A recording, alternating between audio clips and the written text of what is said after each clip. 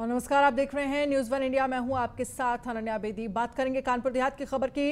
राष्ट्रपति Ramnath Kovind Jhinjhak railway station पर पहुंचे, कार्यक्रम में शामिल हुए। वो अपने जन्मस्थान का दौरा करने के लिए ट्रेन से उन्होंने यात्रा की। झींझक रेलवे स्टेशन पर पहुंची विशेष ट्रेन। झींझक रेलवे स्टेशन पर कार्यक्रम में शामिल हुए राष्ट्रपति रामनाथ कोविंद। कानपुर देहात पहुंचे राष्ट्रपति रामनाथ कोविंद। इस संबोधन में उन्होंने कहा कि बहुत पहले से चाह रहा था, बहुत पहले आना चाह रहा था, लेकिन नहीं आ पाया। अब मौका मिला है, कानपुर के लोगों का आशीर्वाद लेने आया हूं, ये राष्ट्रपति रामनाथ कोविंद की तरफ से कहा गया। कानपुर देहात पहुंचे राष्ट्रपति रामनाथ कोविंद और इसके साथ ही राष्ट्रपति बनने के बाद पहली बार वो अपने पैतृक गांव जाएंगे। तो झींझक रेलवे स्टेशन पर कार्यक्रम में शामिल हुए और साथ ही उन्होंने कहा, रेल मंत्री के आग्रह पर मैं ट्रेन से आया।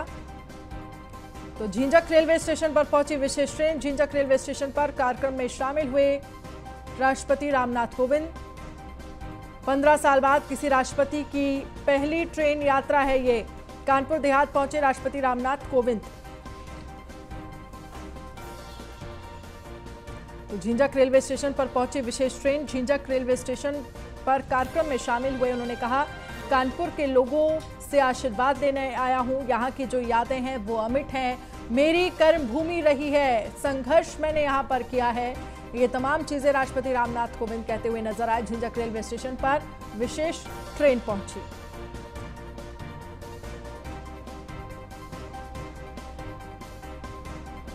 और इसके साथ ही उन्होंने कहा कि रेल मंत्री के आग्रह पर मैं ट्रेन से आया। जो सुविधाएं मुझे ट्रेन में मिली, मैं चाहता हूं हर व्यक्ति को वो सुविधा मिले।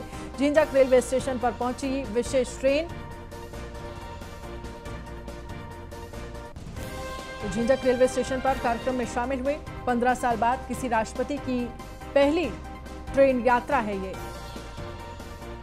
तो 3 दिन के दौरे पर हैं राष्ट्रपति रामनाथ कोविंद। आज 12 बजे ही वो दिल्ली से रवाना हो गए थे और अब झींझक रेलवे स्टेशन पर ट्रेन पहुंच गई है।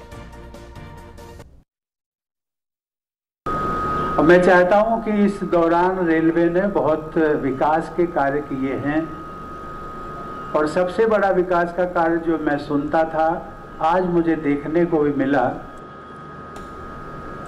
दिल्ली से जो फ्रेट कॉरिडोर, उसका जो निर्माण कार्य हुआ है वो अत्यंत सराहनीय है। उसकी शायद कल्पना, चूंकि हम लोग सीधे उससे जुड़े नहीं हैं, उसके क्या क्या फायदे हैं, लेकिन जो व्यापारी वर्ग है वो समझता है। आज मैंने देखा, संयोग से हमारे साथ में सुबह जब वहाँ सफदरजंग रेलवे स्टेशन से चले थे तो रेल मंत्री जी आए थे।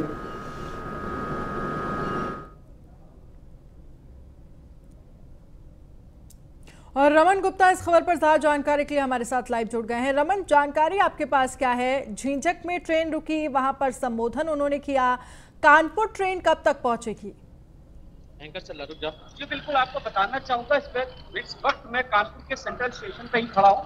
आप मेरे पीछे देख सकते हैं कि सेंट्रल स्टेशन पर जो सुरक्षा व्यवस्था है बिल्कुल पूरी तरह से चाक चौबंद है और अब से कुछ ही देर बाद वो कानपुर के सेंट्रल स्टेशन पर आ जाएंगे। 7:40 पर वो ट्रेन जो है कानपुर पहुंच जाएगी।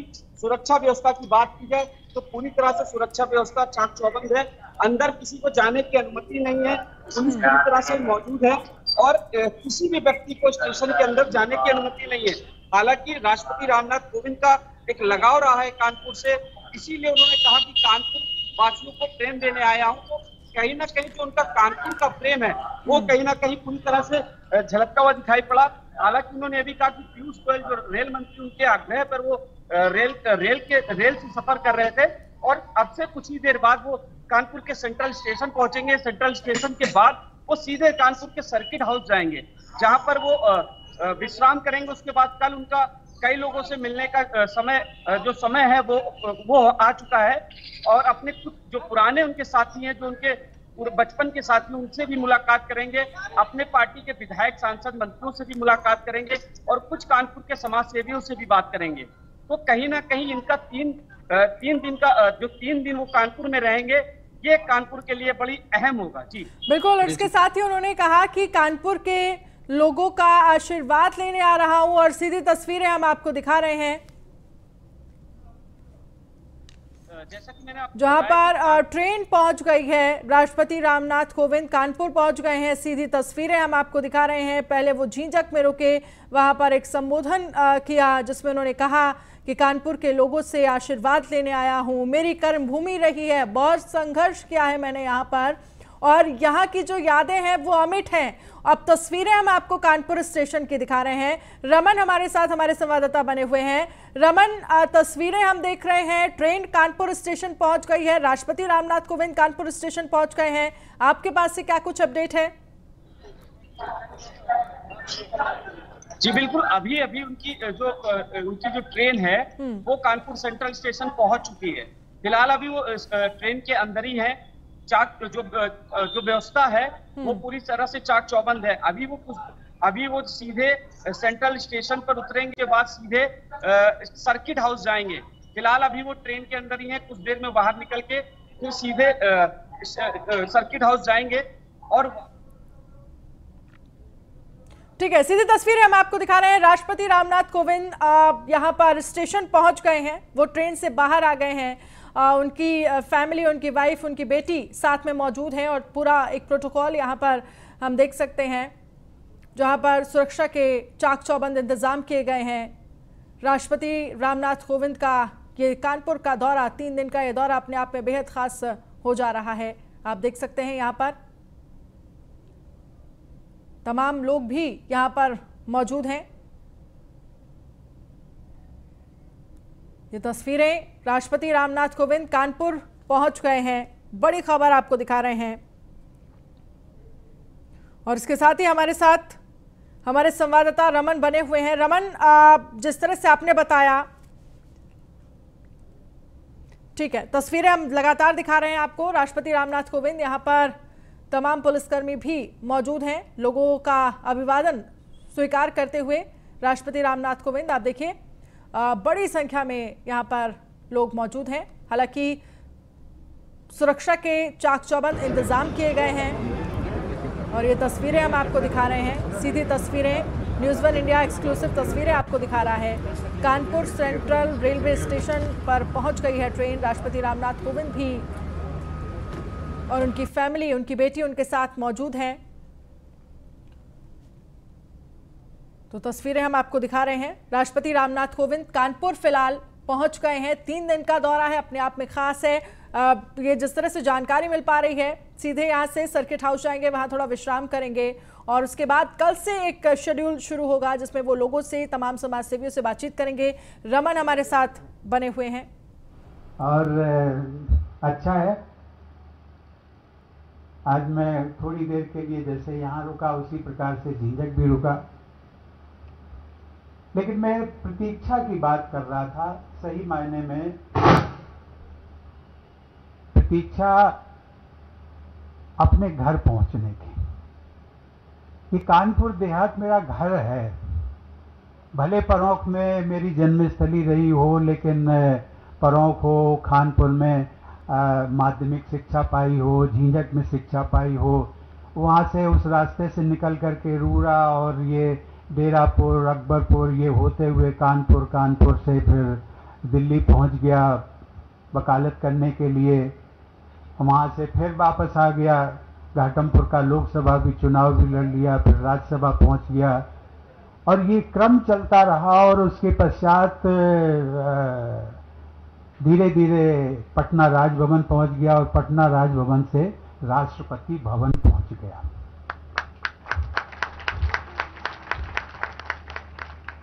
ये रास्ता, ये जो एक गाथा है, संघर्ष की गाथा, लेकिन मुझे प्रसन्नता होती है कि मैं एक ग्रामीण परिवेश से निकल करके आया और यदि संघर्ष के माध्यम से, आप सबके आशीर्वाद से, और ये प्रतीक्षा मैं कर रहा था कि मैं अपने घर कब पहुंचूं, नज़दीक से नज़दीक स्थल पर कब पहुंचूं और उन सबका, हमारी संचालिका महोदय कह रही थी कि मैं आशीर्वाद देने आया हूँ। गलत बात है, आशीर्वाद देने नहीं, मैं आप सबका आशीर्वाद लेने आया हूँ। ये सचमुच मैं यहाँ से और राष्ट्रपति भवन तक पहुँच गया, वो सब कानपुर की धरती और यहाँ के रहने वाले आप सब लोग महानुभाव, शुभ चिंतक और जो हमारे वरिष्ठ जन हैं, आप सबके शुभकामनाओं और आशीर्वाद के कारण ही वहाँ पहुँचा हूँ। अन्यथा मैं कभी कभी सोचता हूँ कि उत्तर प्रदेश ने शायद 9 या 10 प्रधानमंत्री दे दिए, लेकिन राष्ट्रपति आज तक कोई नहीं बना। तो मैं अभी झंझट में कह रहा था कि ये उत्तर प्रदेश के लिए एक खुशखबरी है। मैं कहना नहीं चाहता था, लेकिन मैं ये कहना चाहता था कि भाई राष्ट्रपति भवन के का जाने का रास्ता भी जो है वो खुल गया है उत्तर प्रदेश के लोगों के लिए। अब कौन पहुंच सकता है ये आप सबकी कृतित्व पर निर्भर करता है।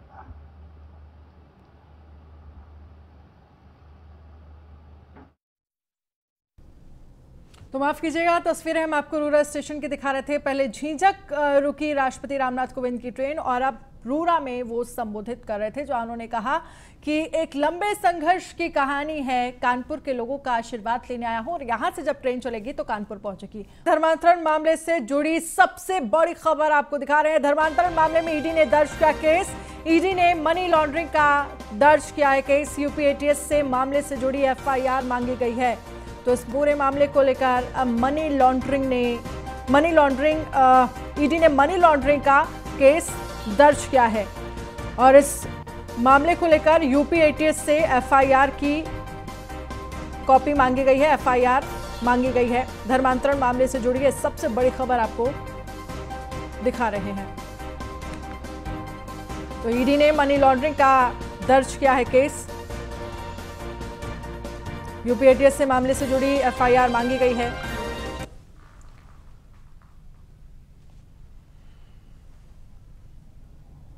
तो धर्मांतरण मामले में ईडी ने दर्ज किया केस।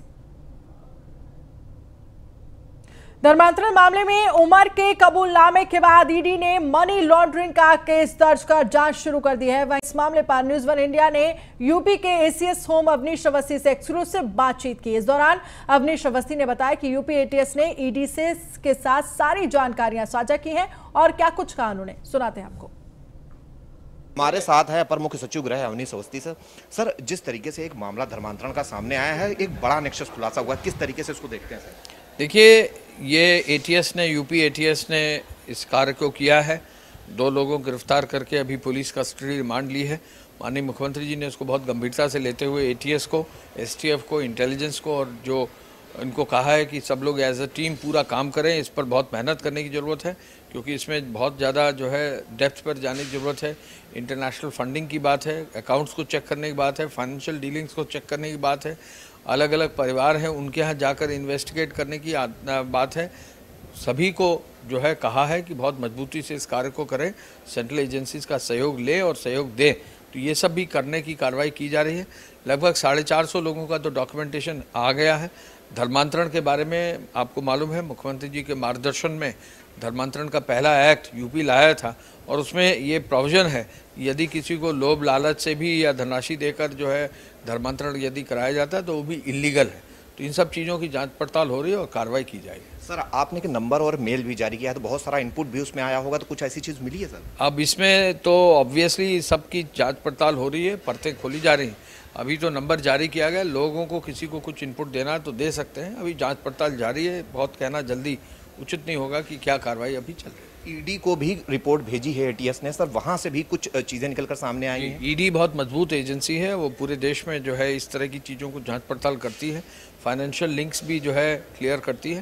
तो ईडी को ये कार्य उन्होंने टेकअप किया है तो हम उनका सहयोग देंगे। 1000 लोगों की लिस्ट सर आपके पास आई है, तो बहुत सारे लोगों को डिटेक्ट भी किया होगा जिनकी लिस्ट अभी जारी भी की है। इसमें जो लिस्ट आई है उसके आधार पर डॉक्यूमेंट्स इकट्ठे हो रहे हैं और जहाँ जहाँ पुष्ट डॉक्यूमेंट्स मिल रहे हैं तो वहाँ आगे की कार्रवाई लोकल पुलिस की हेल्प से की जा रही है। Thank you sir. ये हैं अपर मुख्य सचिव गृह अवनीश अवस्थी, जिन्होंने साफ तौर पर बताया कि किस तरीके से एटीएस काम कर रही है। हम सेंट्रल एजेंसियों को भी सहयोग ले रहे हैं और साथ ही साथ उनको भी लगातार इनपुट दे रहे हैं। ईडी भी पूरे मामले की जांच करेगी। जो डॉक्यूमेंटेशन हमारे पास आया है उसको लेकर हम तेजी के साथ काम कर रहे हैं और हर उस इशू को और हर उस इनपुट को डिटेक्ट करने की कोशिश कर रहे हैं जो इस मामले में हमें मिल रहा है। कैमरामैन समीर कनकी के साथ मैं इसके वाजपेयी न्यूज़। और वहीं कानपुर में आए धर्मांतरण के मामलों में एक तरफ जहां पुलिस की टीम धर्मांतरण का शिकार हुए बच्चों को घर पहुंचा रही है, तो वहीं दूसरी तरफ धर्मांतरण के लगातार नए मामले भी सामने आ रहे हैं। ताजा मामला गोविंदनगर में रहने वाले 7वीं कक्षा के तुषार सिंह का नाम सामने आया है। बताया जा रहा है कि तुषार सिंह लगातार आदित्य यानी अब्दुल के संपर्क में था। दरअसल धर्मांतरण गैंग का शिकार बना आदित्य यानी अब्दुल तुषार के संपर्क में था। और अब खबर है गाजीपुर बॉर्डर पर किसान कल करेंगे महा आंदोलन। बड़ी खबर आपको दिखा रहे हैं, किसान आंदोलन को कल महा आंदोलन करेंगे। 7 महीने पूरे हो रहे हैं। कल राष्ट्रपति के नाम ज्ञापन सौंपा जाएगा। खेती बचाओ लोकतंत्र बचाओ दिवस के रूप में यह प्रदर्शन किया जाएगा। तो महा आंदोलन कल होगा। किसानों का आंदोलन को कल 7 महीने पूरे हो रहे हैं। 2 तस्वीरें हम आपको दिखा रहे हैं। पहली तस्वीर गाजियाबाद की, दूसरी मेरठ की, जहां पर भारी संख्या में किसान दिल्ली कूच कर रहे हैं। 7 महीने हो जाएंगे 26 तारीख को। तो एक फिर गेट बनेगा, उस पर लिखा रहेगा 7 महीने पूर्ण, 8वें महीने में प्रवेश। तो प्रवेश द्वार में कर जाएगा आंदोलन और फिर अपना ट्रैक्टर अपने कुछ वापसी हो जाएंगे, कुछ यहाँ रुक जाएंगे ऐसे।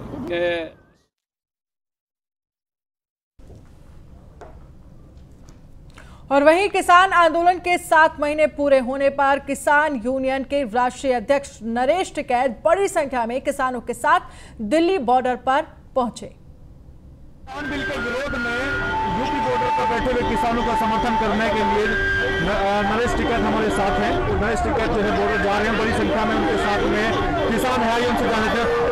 जैसे कि आप अभी बॉर्डर पे जा रहे हैं और सुनने में आया कि अभी आपकी ओर से एक महापंचायत का भी आयोजन किया गया, क्या उसको लेकर की तैयारी की जा रही है? महापंचायत तो 1 महीने में 3 बार हो रही वहाँ से, कोई ऐसी बात तो नहीं है, कोई नई तो नहीं बात है। 7 महीने हो लिए, सब पता रोज की पेपर में भी आ रही, सारी वो हो रही बातचीत।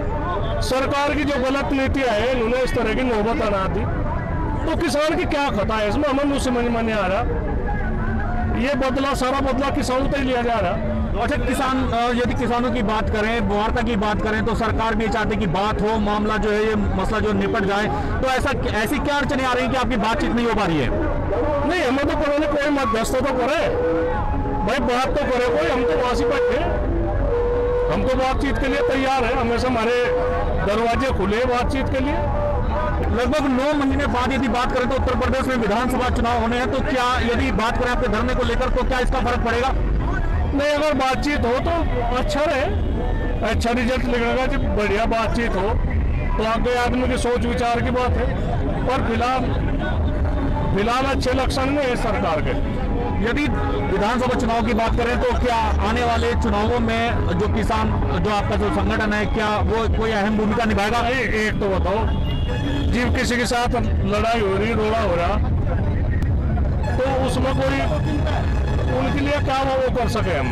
उनके तो विरोध में जा गए जनता। जो जनता इतने धूम में, जाडे में, पाड़े में, बरसात में जा रही, तो फिर भी उम्मीद रखे सरकार हमारे लिए वोट करेंगे। इस तरह की नहीं बात है, वो जनता को है, जनता चुने उसको, जनता को राइट है। और वहीं लखनऊ से खबर है, योगी कैबिनेट में 12 प्रस्ताव पास किए गए। एसजीपीजीआई में एडवांस नेत्र विज्ञान सेंटर का प्रस्ताव पास किया गया। लोहिया संस्थान के नए कैंपस का प्रस्ताव पास। 30 करोड़ पौधे विभागों को उपलब्ध कराए जाएंगे। और वहीं सहारनपुर मथुरा 4 लेन का प्रस्ताव पास किया गया है। 6600 नलकूपों के आधुनिकीकरण का प्रस्ताव पास किया गया। जेवर एयरपोर्ट के लिए स्टाम्प शुल्क, निबंधन शुल्क में छूट। चित्रकूट धाम तीर्थ विकास परिषद मंजूरी, विंध्य धाम विकास परिषद को भी मंजूरी दी गई है। तो 12 जो बड़े प्रस्ताव रखे गए थे उन पर कैबिनेट की मुहर लगा दी गई है। सहारनपुर मथुरा 4 लेन का प्रस्ताव पास किया गया है। कौन से ऐसे बड़े फैसले हैं जो आज इस कैबिनेट में लिए गए? 6600 नलकूपों के आधुनिकीकरण का प्रस्ताव पास कर दिया गया है। जेवर एयरपोर्ट के लिए स्टाम्प शुल्क, निबंधन शुल्क को भी छूट दी गई है। तो चित्रकूट धाम विकास परिषद को मंजूरी दी गई है। तो बड़े फैसले जो आज लिए गए वो हम आपको ग्राफिक्स के जरिए दिखा रहे हैं। विंध्य धाम विकास परिषद को भी मंजूरी मिली है। कैबिनेट की महत्वपूर्ण बैठक हुई है। प्रदेश के हित में कई महत्वपूर्ण निर्णय लिए गए हैं। उसका डिटेल अभी सरकारी प्रवक्ता के माध्यम से जारी किया जाएगा। उत्तर प्रदेश सरकार का एक ही प्रयास है कि प्रदेश की 24 करोड़ जनता के जीवन में खुशहाली आए, प्रदेश का विकास हो, प्रदेश में सुशासन रहे, गुंडे, अपराधी और जो भ्रष्टाचारी उनके खिलाफ कार्रवाई हो। इस दिशा में सरकार के माध्यम से काम किया गया है और कैबिनेट के जो प्रस्ताव हैं उसका डिटेल अभी प्रवक्ता महोदय देंगे। हमारे जो पुलिस जो हमारी टीमें हैं उन्होंने बहुत अच्छा काम किया है। इनके नेटवर्क का खुलासा किया है और इनके खिलाफ कठोर कार्रवाई सुनिश्चित की जा रही है। कुछ हमेशा से भारत की तरफ, अभी तक तो पूर्वोत्तर राज्य और बंगाल आदि कुछ ऐसे राज्य थे, प्रदेश थे जो विदेशी शक्तियों के निशाने पर हुआ करते थे, जहाँ पर धर्मांतरण की प्रक्रियाएं होती थी। झारखंड ऐसे जगहों पर भी होती थी, लेकिन कुछ उत्तर प्रदेश में भी ये ऐसी गतिविधियां करने वाले लोग सक्रिय हुए थे पहले, लेकिन हमारी सरकार आने के बाद जब इनके साथ सख्ती की गई तो समय समय पर इनके विरुद्ध कार्रवाई हुई है। और बुलेटिन में फिलहाल इतना ही। आप बने रहिए न्यूज़ 1 इंडिया के साथ। नमस्कार।